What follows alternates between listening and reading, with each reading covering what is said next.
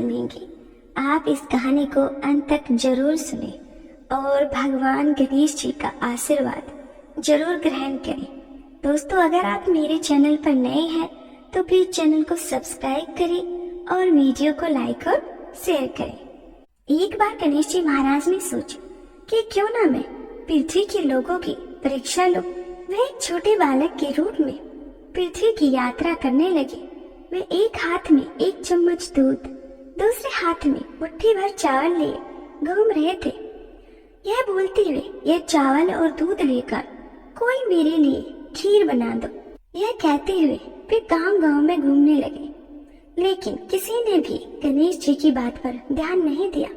सभी हंसते हुए बोलने लगे, मूर्ख लड़का है, क्या एक चम्मच दूध और एक मुट्ठी चावल से खीर बनाई जा सकती है। लेकिन गणेश जी भगवान मुस्कुराकर आगे बढ़ चलते। इस तरह गणेश जी महाराज गांव-गांव घूमे, लेकिन कोई भी उनकी खीर बनाने के लिए राजी नहीं हुआ। सुबह से शाम हो गई, तभी एक बूढ़ी माँ अपने घर के बाहर बैठी थी। वे काफी गरीब थी। उसने गणेश जी को देखा और कहा, बेटा, अपनी खीर बनाने की ये सामग्री मुझे दो, मैं तुम्हारे लिए खीर बना देती हूँ।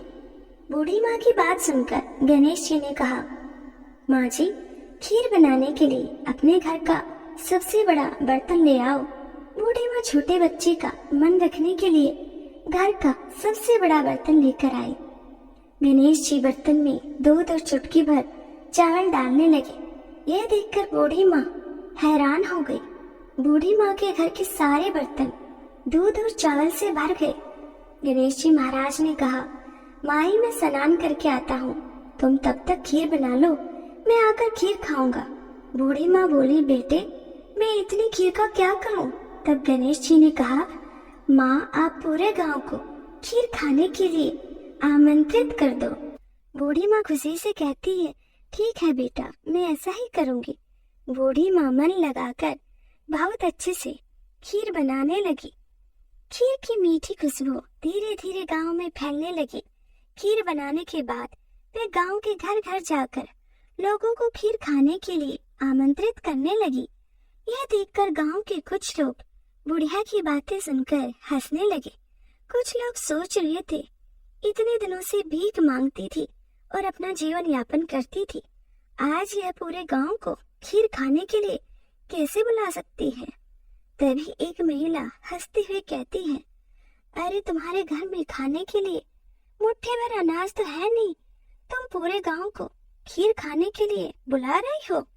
यह सुनकर बूढ़ी माँ थोड़ा हंसी और वहां से चली गई। गांव के लोग उत्सुकता से बूढ़ी माँ के घर आ गए। बूढ़ी माँ के घर पर पूरे गांव के लोगों की भीड़ लग जाती है। जब बूढ़ी माँ की बहू को इस बात का पता चलता है तो वह भी अपने बेटे और बेटी को लेकर सबसे पहले बूढ़ी माँ के घर पर आ जाती है। अपने पोते पोतियों को देखकर बूढ़ी माँ अत्यंत खुश हो जाती है। उनकी आंखों में आंसू आ गए। बच्चे खीर खाने की जिद करने लगते हैं।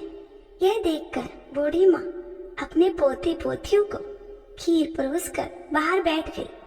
बहू जब रसोई घर में जाकर खीर से भरा हुआ पतीला देखती है, उसके मुंह में पानी आ जाता है। वह अपने लालच को नियंत्रित नहीं कर पाती और एक कटोरी में खीर लेकर दरवाजे के पीछे बैठ जाती है। वह खाना शुरू करने से पहले बोलती है, गणेश जी भगवान, भोग लगाना। इतने में थोड़ी खीर नीचे गिर गई।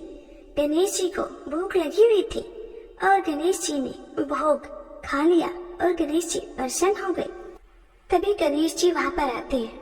तब बूढ़ी अम्मा कहती है, आओ बेटा, खीर खा लो, मैंने खीर बना दी है। तब गणेश जी कहते हैं, मैया, मैं तो पहले ही खीर खा चुका हूँ। तब बूढ़ी अम्मा कहती है, तुमने खीर कब खाई। तब गणेश जी कहते हैं, मैया, तुम्हारे भाव ने मुझे पहले ही भूख लगा दिया है। इसके बाद बुढ़िया ने बची खीर के बारे में पूछा कि मैं इस बची हुई खीर का क्या करूंगी। तब गणेश जी ने कहा कि आप इसे पूरे गांव में बांट दीजिए। जब बुढ़िया ने पूरे गांव में खीर बांटी तो वहाँ के राजा को भी इसका पता लग गया। इस पर उसने बुढ़िया को अपने दरबार में बुला लिया। सारा माजरा जानकर उसने बुढ़िया का खीर का भगोना अपने पास मंगा लिया। पर राजा के महल में जैसे ही वह खीर का भगोना पहुंचा, उसमें कीड़े मकोड़े वे जहरीले जानवर गिर गए। यह देखकर राजा ने कहा, इस बर्तन को वापस बुढ़िया को दे दिया जाए। उसके घर ले जाते ही वह पहले जैसा हो गया। इसके बाद बुढ़िया ने फिर गणेश जी से बची हुई खीर के बारे में पूछा कि बेटा, मैं इस खीर का क्या करूं? तो उन्होंने कहा, मैया, इसे झोपड़ी के कोने में गाड़ देना। ऐसा कहने के बाद गणेश जी वहां से चले गए और बूढ़ी अम्मा ने रात को सारे कोनों में खीर को गाड़ दिया और सो गई। अगले दिन जब बुढ़िया उठी तो उसे अपनी झोपड़ी महल में बंधी हुई और खीर के बर्तन सोने हीरे जवाहरात से भरे मिले। गणेश जी की कृपा को जानकर बुढ़िया काफी प्रसन्न हो गई। हे गणेश जी महाराज, आपने जैसा फल बुढ़िया को दिया वैसा सबको देना। कथा कहने वाले और आसपास के सुनने वाले सबके भंडारे भरना।